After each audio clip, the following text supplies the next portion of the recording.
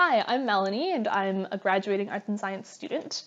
The reason why I chose arts and sciences is because I love both reading and writing, and being able to interpret and discuss, and really dig into issues around politics, around philosophy, around anything. But I also really love my math and sciences. And I would have been really sad if I'd been forced to choose one or the other, for which almost every degree forces you to do eventually. But fortunately, ArtSci doesn't make you do that. For example, I've been a calculus teaching assistant, but I've also been a literature teaching assistant in my time here. So it's really let me do both. And I know it would have been really sad if I had to choose a degree that made me choose just one direction.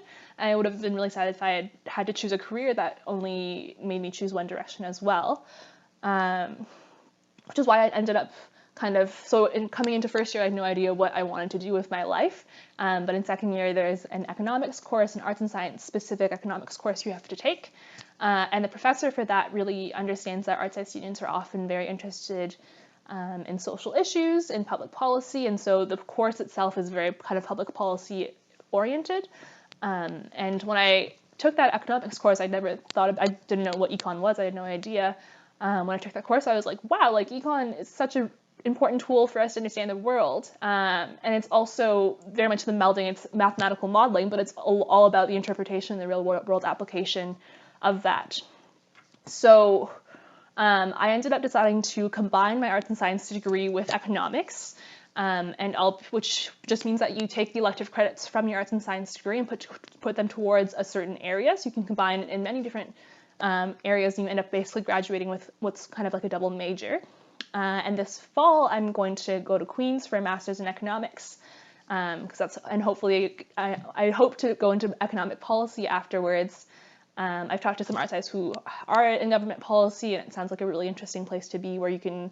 It's a very practical way of being involved in the world and making change in the world, kind of on the policy scale.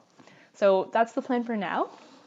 Something really interesting I did in arts and science was I also went on exchange in third year. I went to Lyon, France, which was a really wonderful experience because it let me work on my French a lot.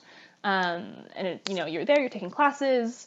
It's just a really wonderful experience to live somewhere else and experience a different culture, as well as work on my French for a semester. So I would highly recommend it if you can.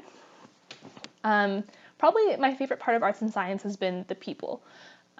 Because I've never met students who are quite as intelligent, who are quite as engaged. I used to be sitting in classes, in English classes in grade 11 and 12, and there'd be discussion time, and it would just be me and the teacher. It would be super, super awkward, and I didn't feel challenged, I didn't feel engaged.